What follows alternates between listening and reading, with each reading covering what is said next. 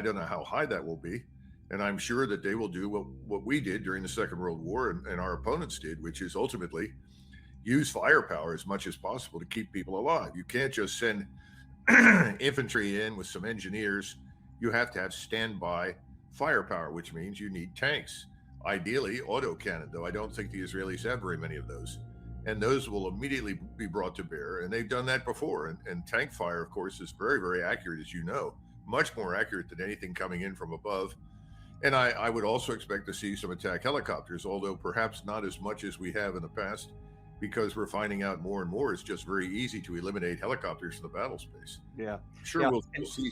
And Doug, I want to specifically get your opinion on two separate aspects of this. Number one is, what do you think will be the initial objectives of the Israelis? Let's say that they break through the fence, and what is their first, second, and third tactical objectives? And then the second part is, what do you think the Hamas side is going to do? What is their objective? Because for sure they have spent months preparing for this, so they're going to have a lot of surprises here. But I wonder if you could kind of look at it from both sides on the initial incursion. Well, the last time the Israeli Defense Force went into Gaza, they segmented the area. They went on two separate axes, straight in, almost directly across the Gaza Strip towards the sea.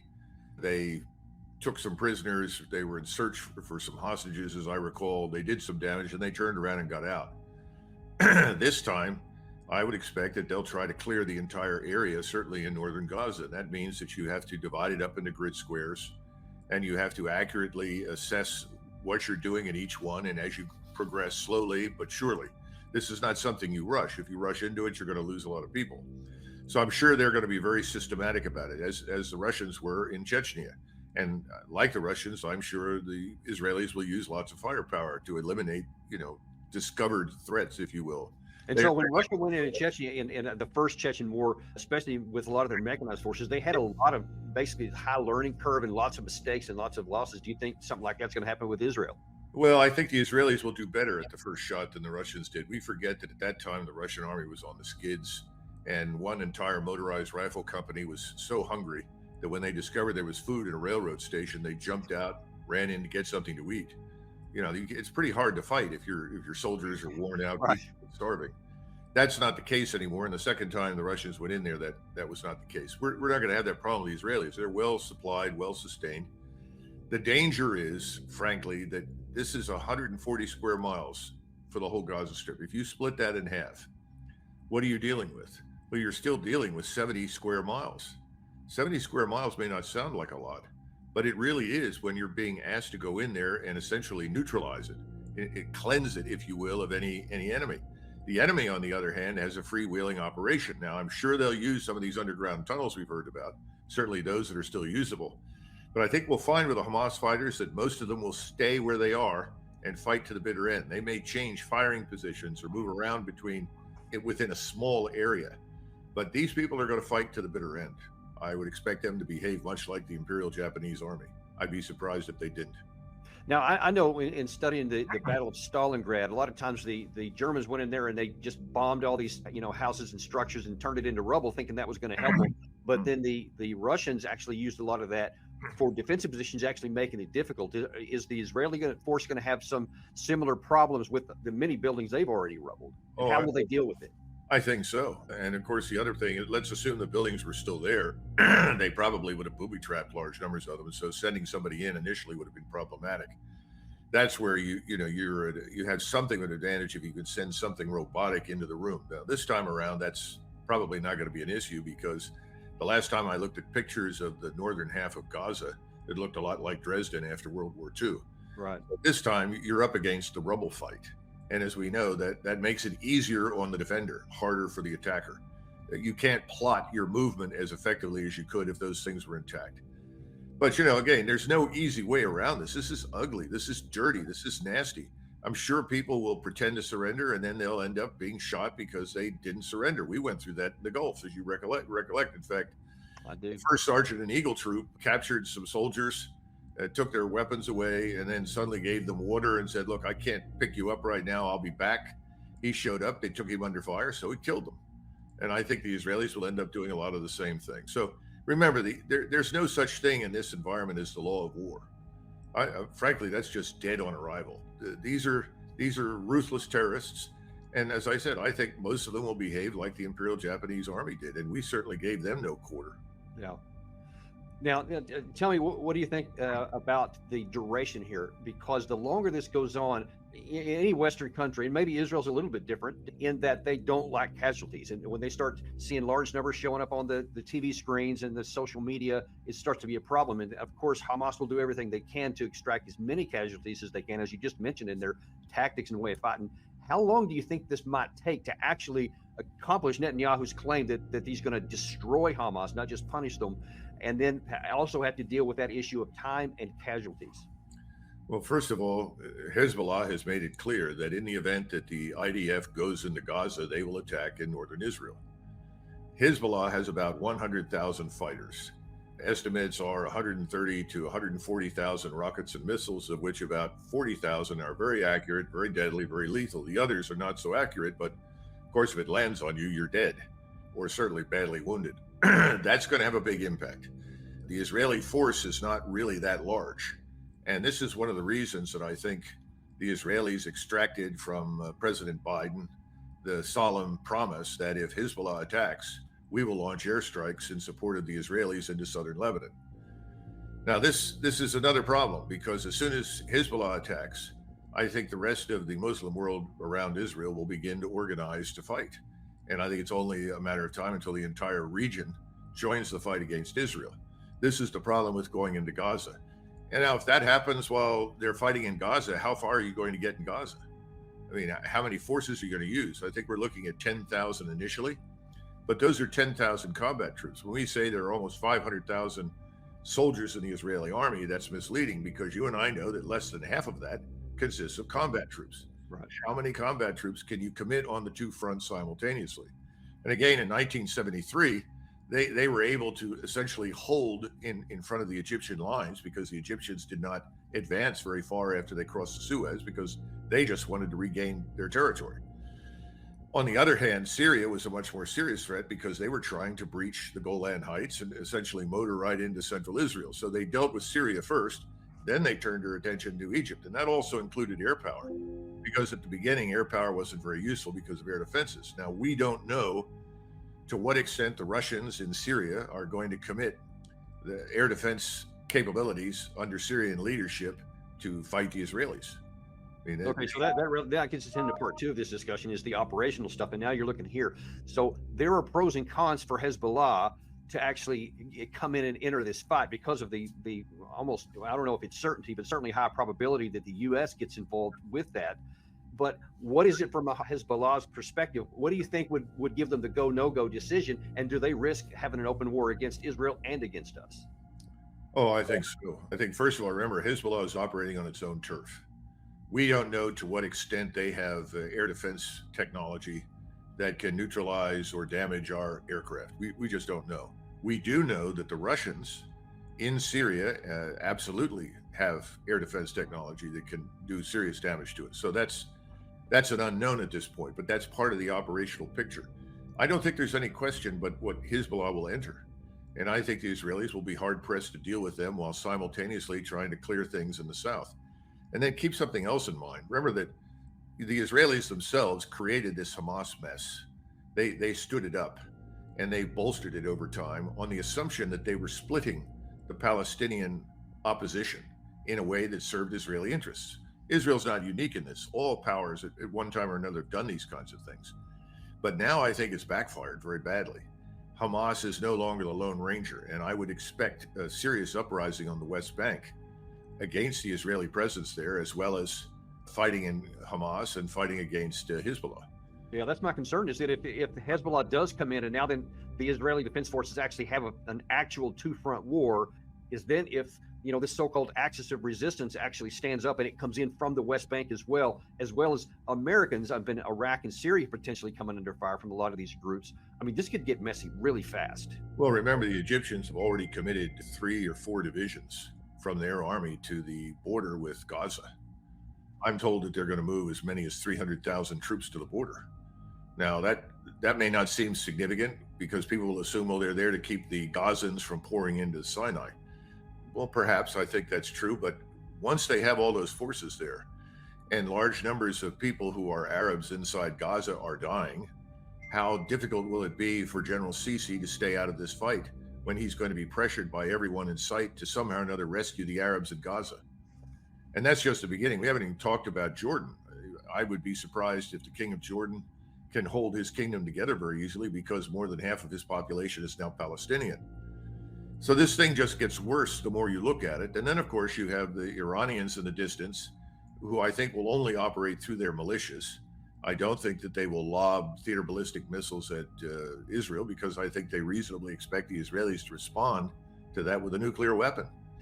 Now, if the Israelis use a nuclear weapon, I think they will be in serious trouble, because I think the whole world will desert them at that point. So then you think that if this axis of resistance kicks up, Hezbollah comes in, etc., but you think that Iran per se will try to stay out of the fray? Yeah, I think directly they will initially. The Turks are the open question right now. We know that they are preparing for the contingency of fighting against Israel and us. And you and I talked years ago about all of these films being marketed in Turkey that were breeding hatred for the United States, that talked about Turkish forces resisting the U.S. military in Iraq. Well, this is fertile ground for serious trouble with the Turks. And the Turks are unlike anybody else in the region. Once they commit, if they go to war, they're all in until the bottom is reached in the fight.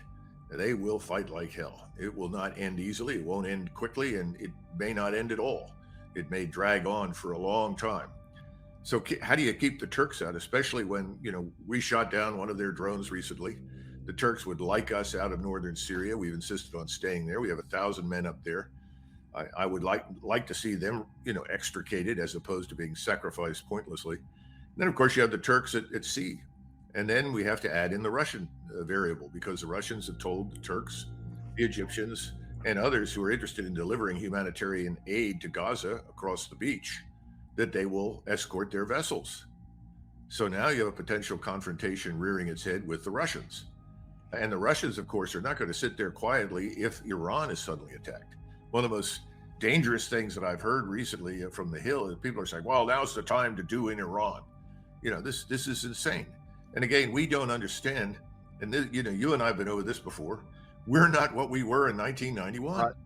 Right. Demographically, we're not the same nation. And the potential for trouble inside the country, in our own country, is enormous. Now, let me ask you this, Doug, because we're going to talk about President Biden's speech in just a minute and what that portends for us. But what you're describing here, I know a lot of people are probably listening to this and they're thinking, oh, that's fantastical. All those things aren't going to happen. But you and I have also talked about this a number of times over the years, that when a real war gets kicked off, oftentimes it takes on a life of its own. And all these things you're talking about are not only theoretically possible, but many of them can seem, in my view anyway, could be actually probable. I wonder if, before we shift over to the strategic and Biden, what do you think that America can do in this volatile situation to prevent it from going out of control? I think the first thing is that I would urge the Israelis not to go into Gaza at this point. They've killed, I think, by recent tally, 3,000 people inside Gaza, at least that many. They killed 1,500 of the Hamas fighters that crossed into Israel, which is good news, of course. But the Israelis want blood, and they think that they have the chance to permanently eradicate Hamas. But the truth of the matter is that you and I know that won't happen. Hamas is, after all, principally an idea. Right. It's not just people. Killing an idea is far more difficult than killing people. And again, you start blowing up people's houses, just killing their families. You just breed more enemies. So I think the president is the one who steps up and says, look, we support you, and we're going to continue to support you, and we'll help you secure Israel. But you cannot go into Gaza. And then convene a meeting with the leading powers to sort this out, find a way forward. And again, this means that somebody like Mr. Netanyahu, who prides himself on being the minister of Israeli defense as well as its prime minister, and basically talks a great game of I will defeat all of Israel's enemies in perpetuity.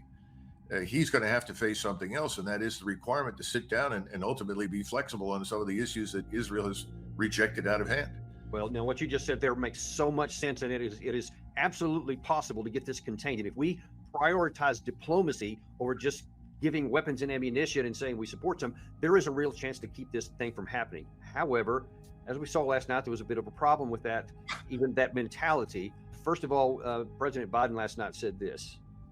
Hamas and Putin represent different threats, but they share this in common. They both want to completely annihilate a neighboring democracy, completely annihilate it. Okay, so you see right off that bat that he's tying, Hamas and Russia and everything else together so that everybody's a bad guy, and that means we have to go after them until Ukraine wins, until IDF has driven Hamas and destroyed them completely. That seems to be the opposite of what you just suggested. Well, this is a replay of the George Bush speech on the axis of evil, where he effectively said, you are either with us or you are against us. This is the dumbest thing that you can possibly say or do. I mean, the most intelligent approach when you have to fight anybody is to practice economy of enemies. In other words, find out who the people are that you really don't want to fight, find out what their interests are, and find a way to keep them out. And at the same time, focus your attention exclusively on the individual or individuals that you're trying to destroy. If you go back through history and you look at all the statesmen that were successful, they did this. Even George Bush Sr. understood this very well and did a brilliant job of isolating Iraq in 1990. And that's one of the reasons that things came off the way they did, as imperfect as they may have been at the end for reasons of failed generalship, I would argue, not because of President Bush at the time. But the bottom line is that's not what's happening. He's essentially saying the same thing. And he talked about his axis of evil. His axis of evil is Iran, Russia, and China are our enemies. Well, that's fascinating. We're doing a land office business even as I sit here with China. The Chinese have no interest and have never expressed any interest in fighting us. The Chinese aren't taking any aggressive actions. This is a lot of nonsense. They never stopped a commercial ship. The only thing we should be worried about is commercialism. In other words, doing business. That's our principal interest. But all of this fits in with this sort of neocon globalist approach that says, if you don't look like us, if you don't live like us, if you don't have a government like us, you're the enemy. Well, we're going to be busy for a very long time. We are. And so, unfortunately, drafting off of that, Biden also said, here's what he said. Actually, Gary, if you could play number 3 on this one. For 75 years, NATO has kept peace in Europe and has been the cornerstone of American security. And if Putin attacks a NATO ally, we will defend every inch of NATO which the treaty requires and calls for. We'll have something that we do not seek. Make it clear, we do not seek. We do not seek to have American troops fighting in Russia or fighting against Russia. Beyond Europe, we know that our allies, and maybe most importantly our adversaries and competitors, are watching. They're watching our response in Ukraine as well. And if we walk away and let Putin erase Ukraine's independence, would-be aggressors around the world would be emboldened to try the same. The risk of conflict and chaos could spread in other parts of the world, in the Indo-Pacific, in the Middle East, especially in the Middle East. So what say you, Doug? Is that true that if we don't stand firm and just keep fighting in Ukraine, if we don't do everything to make sure that Israel destroys Hamas here, that our enemies across the world are going to see that as weakness and move into us? What do you say? In the 1990s, NATO ceased to be a defensive alliance. It had no raison d'etre. The Soviet Union had collapsed. Most of us thought that the NATO alliance, if we're going to retain it at all, should be viewed as something that prevents any further wars from breaking out in Europe. We turned around, weaponized NATO, and hurled it at the Serbs over Kosovo, which was not really necessary. We could have achieved a settlement there without killing anybody. And a lot of people knew that, but there was a desire in Washington to be righteous and moral and punish the evil Serbs. We have this passion for demonizing anybody who doesn't cooperate with us or won't agree with us and turning them into this sort of anti-democratic element that has to be expunged. So the whole idea of alliances keeping us safe doesn't make any sense anymore, because yesterday's friends are not all our friends anymore, and yesterday's enemies in some cases have become our friends. We live in a world of shifting interests. We should be looking at the rest of the world as what I would call limited liability partners. Sometimes it makes sense for them to cooperate with us and for us to cooperate with them, but we don't really need permanent enemies, and there are only rarely do we have permanent friends. George Washington said that we don't need permanent friends or enemies. Exactly, because our power can keep us safe. We don't need to have to tie it to anybody else, and then certainly not to fight everybody else's war like he's wanting to, especially with Ukraine and potentially with Taiwan. That's not our job. This is the kindergarten school of statesmanship. Roll out the old worn out tropes from 1941, 42, 43, repackage them, and try to mobilize the country one more time to do something utterly stupid and involve itself in a war that it doesn't need to fight. That's the key. I think Mr. Netanyahu is doing something similar in Israel. I mean, he's essentially saying it's my way, Netanyahu's way, or the highway.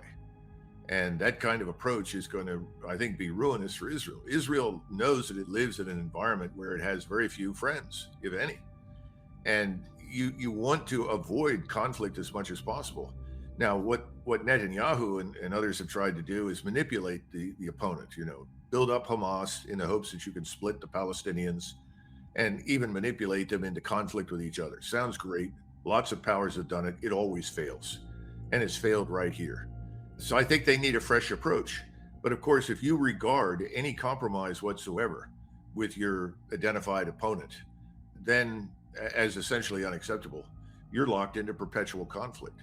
And I think that's where we're headed right now. It's not going to be perpetual. It's going to last until the sides are exhausted. And I fear that Israel will be destroyed. Well, and maybe even something else might be precipitating that problem, because that one of the key anchors of Biden's speech last night was he wants another $100 billion to go to all these various causes after $113 billion from 2022 went to Ukraine alone. And the question is, can America afford to be doing this? Now, Biden said during his speech that all of these things we've been given in the drawdown authority, like they're just in storage, like it doesn't even count. But that stuff's coming out of our war material and our ammunition, and that's making our capacity lower. Now you're talking about sending more of it out there, and all that's going to do is continue to erode our own national security. Now, if we can even get this money, do you think that the Congress is going to provide it? And if so, how long do you think this money trough can keep going?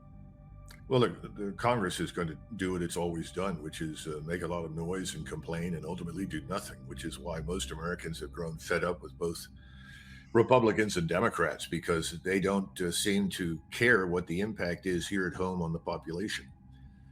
This business of entangling alliances is a disaster for us. We no longer need it, but we pretend that Madeleine Albright is still alive and that we're still the indispensable nation. Well, for 5,000 years, nobody missed us. And after we leave, the rest of the world will go back to the way it's being before. Unfortunately, that's the way things work. We move into a region, we distort the regional dynamics, we create an artificial construct. Look what's happening in Kosovo. It's not surviving.